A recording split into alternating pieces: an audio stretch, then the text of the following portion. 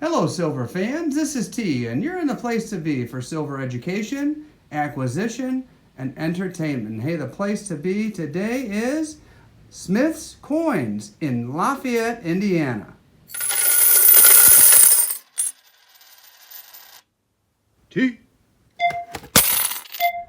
Okay, Michelle, thank you so much for coming on my program. I appreciate your hospitality here in your shop.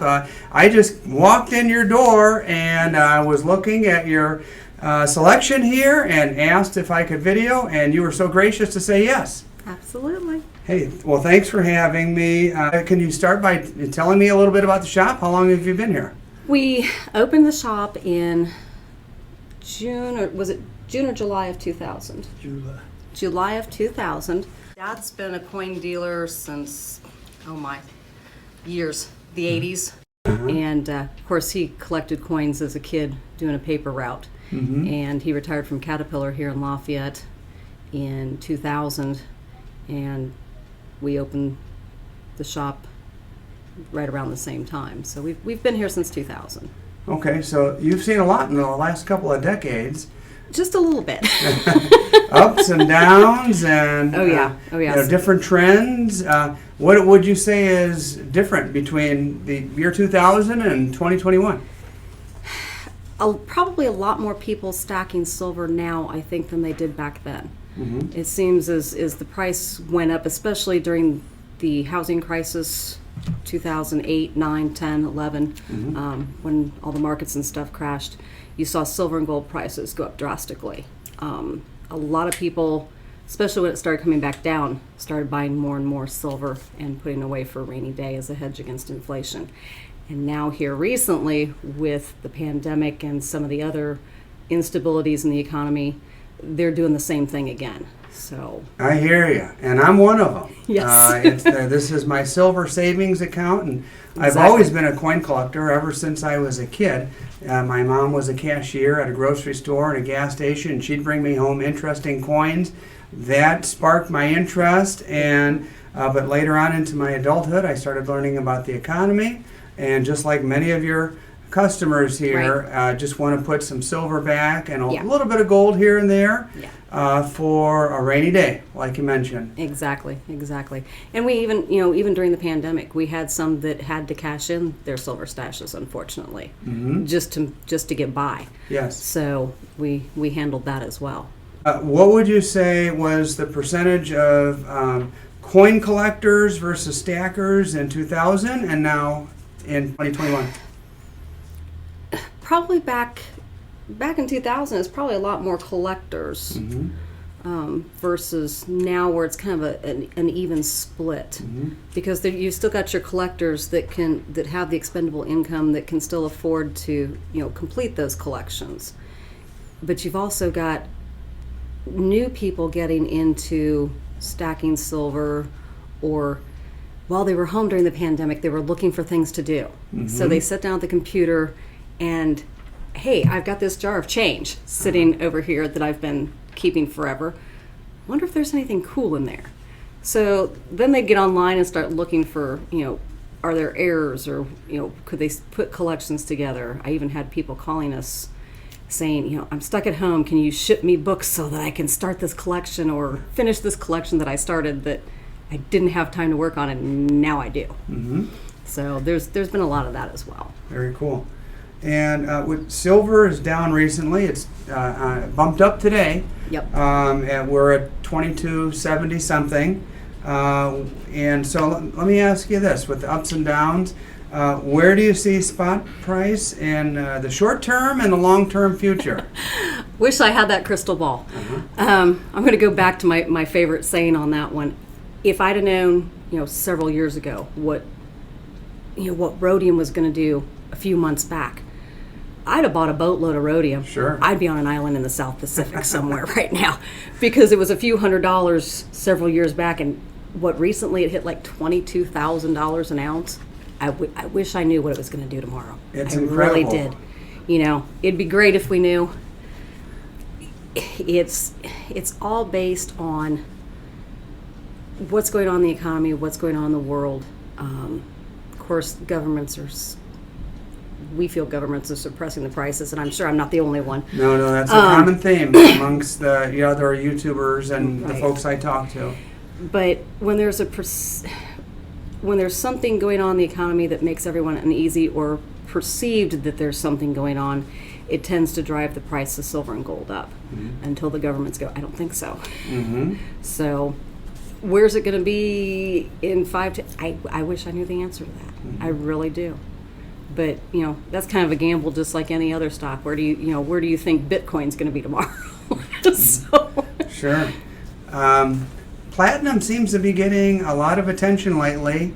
And do you have any platinum here in the shop? Is that something people come in here looking for? I don't currently.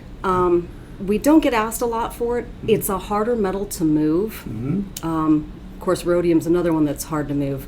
The difference between spot price and what the wholesalers are willing to pay to buy it back so that you can move it seems to be a lot bigger spread than what there is with gold and silver. It doesn't seem to be quite as popular as far as like a stacking metal. Right. Everybody leans more towards gold and silver because it's something they're familiar with. Sure. But the platinum it's just harder to move. It's not as popular as the others. What's your average customer been like in the last couple of years? Have you noticed any changes in the, your clientele that walks in the door? Starting to see people that probably younger, or of course I'm getting older, so I can't really say that. They're not the older generation that you usually associate with coin collectors. Right. Starting to see more middle-aged and even some younger ones getting into the gold and silver and even into coin collecting that weren't in it before. I've noticed the same thing on my channel. When I started my channel, for quite a decent amount of time, my average viewer was in their 50s and above.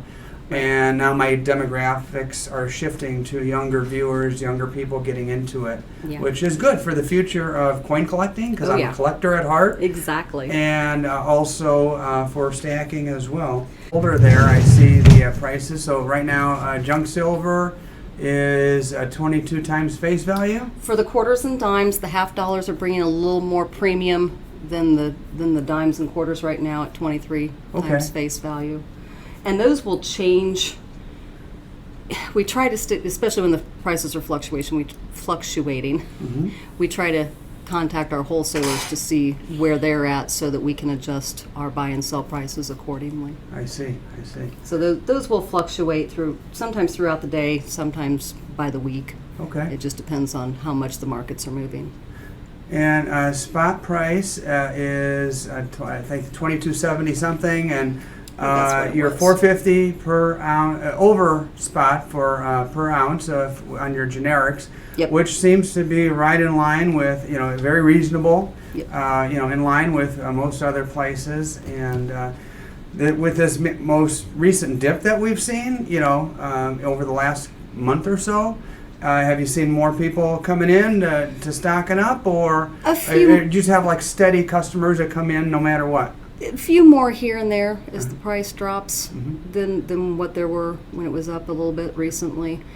I personally dollar cost average, so I'm coming into my own personal local coin shop in Crown Point, where I'm from, just about every week. And when it dips down, I buy a little bit more when I can, and if it's up, I can't resist. I've got to put something in the safe. You're one of the ones that thinks smart. You're averaging. A lot of people will be like, I bought this at $30, $40 an ounce. I can't sell it. Well, if you buy while it's down here and average, just like you're saying, it all evens out. Right. Where you're, I can't sell this, I've got too much in it. Well, buy while it's down and cost average out, just like you said, instead of flipping out that you've lost. You haven't lost anything yet. You haven't sold it. That's a good point. You don't lose that money until you sell it and take that loss. And you're open 5 days a week, 6 days a week? We're open Tuesday through Friday from 10 to 5, and Saturdays from 10 to 3. We're closed Sunday and Monday. Okay. Well, folks, if you're watching this and you happen to visit Purdue Lafayette like I am today, or you just happen to be somewhere around the area, be sure to stop in at Smith's. And I've got good people here and willing to help. And even before we were on camera, I had a lot of questions. And Shell, you were just so very gracious in answering my questions. So thank you for the Hoosier hospitality here. You're welcome. You're welcome. And if they want to, they can even check us out online before they stop by. We do have a website, so they're more than welcome to check that out. We're on Facebook, Twitter, and Instagram also. So Awesome. I'll put links down in the video description. appreciate it. Thanks again. Thank you. You have a great day. 4 or 5 days ago. Okay, guys, you know that I always like to show what I purchased at the end of each of my coin shop videos. So here we are. The first is this Golden State Mint, this old prospector here. Very cool looking. And there it is. It's got that, is that a Seated Liberty, 1 troy ounce. Looks a little on the older side, but I'm not exactly sure. And then the next one here is this old Liberty Silver. Is this an A mark, if I remember correctly? Yes, A mark. Adding to the stack, adding that weight. And then the last, and these were all three sold just over spot price as generics. And this cool bar, very cool bar. As you can see there, it's got Guatemala on the front there, based on that old Mexican coin from many decades ago. And that theme has continued, and then you have the Aztec calendar stone, or sunstone to be more accurate. So, hey guys, that's the end of the show. Thank you so much for watching. And one last shout out to Shell over at Smith's Coins in Lafayette, Indiana. Hey, thanks for watching, everybody.